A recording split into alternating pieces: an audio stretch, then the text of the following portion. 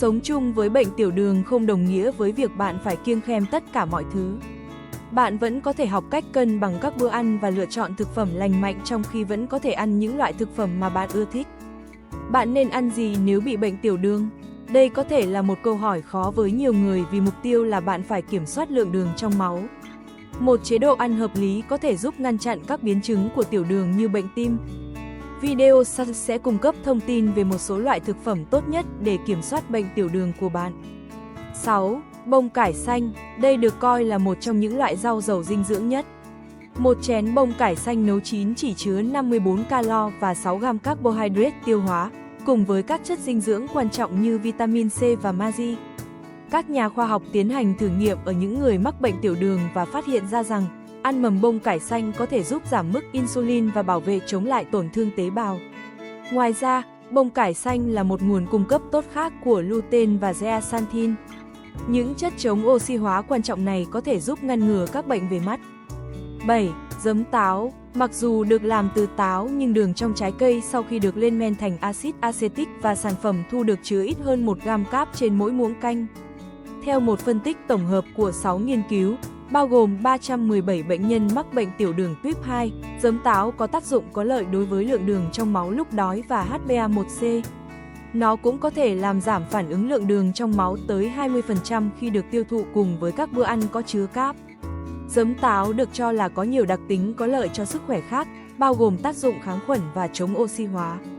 Để kết hợp giấm táo vào chế độ ăn uống của bạn, hãy bắt đầu với một thìa cà phê pha trong một cốc nước mỗi ngày. Dần dần tăng lên tối đa 2 muỗng canh mỗi ngày. 8. Dâu tây. Dâu tây là một loại quả mọng rất ngon và lại vô cùng bổ dưỡng. Anthocyanin là hợp chất chống oxy hóa có nhiều trong dâu mang lại màu đỏ cho chúng. Hợp chất anthocyanin đã được các nhà khoa học chứng minh là làm giảm lượng cholesterol và insulin sau bữa ăn. Chúng cũng cải thiện lượng đường trong máu và các yếu tố nguy cơ bệnh tim cho những người mắc bệnh tiểu đường loại 2. Một khẩu phần dâu tây một cốc chứa khoảng 46 calo và 11 gam carbohydrate, 3 trong số đó là chất xơ. Khẩu phần này cũng cung cấp hơn 100% ADI cho vitamin C, cung cấp thêm lợi ích chống viêm cho sức khỏe tim mạch. 9. Tỏi. Với kích thước nhỏ bé và chứa lượng calo thấp, tỏi được coi là một loại gia vị cho các món ăn hay bạn có thể ăn trực tiếp, chúng rất bổ dưỡng. Nghiên cứu chỉ ra rằng tỏi góp phần cải thiện việc quản lý đường huyết và có thể giúp điều chỉnh lượng cholesterol. Các nghiên cứu khác cũng chỉ ra rằng tỏi có thể giúp giảm huyết áp và điều chỉnh mức cholesterol. Nếu bạn có thể ăn được tỏi thì đó thực sự là một sự lựa chọn hoàn hảo để cải thiện bệnh tiểu đường của bạn. 10. Trái bí. Một trong số những loại củ quả tốt cho bạn là bí. Chúng có nhiều loại và đa phần đều có giá trị dinh dưỡng tốt như nhau, một số có chỉ số dinh dưỡng vượt trội hơn.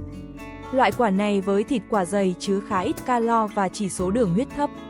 Bí mùa đông có vỏ cứng như bí ngô, bí mùa hè như bí xanh, bí ngòi có vỏ mềm có thể ăn được. Giống như hầu hết các loại rau, bí có chứa chất chống oxy hóa có lợi. Bí cũng có ít đường hơn khoai lang, nên nó là một loại thực phẩm thay thế tuyệt vời. Cảm ơn các bạn đã quan tâm. Nhớ bấm like và đăng ký kênh để theo dõi thêm nhiều video bổ ích cho sức khỏe bạn nhé.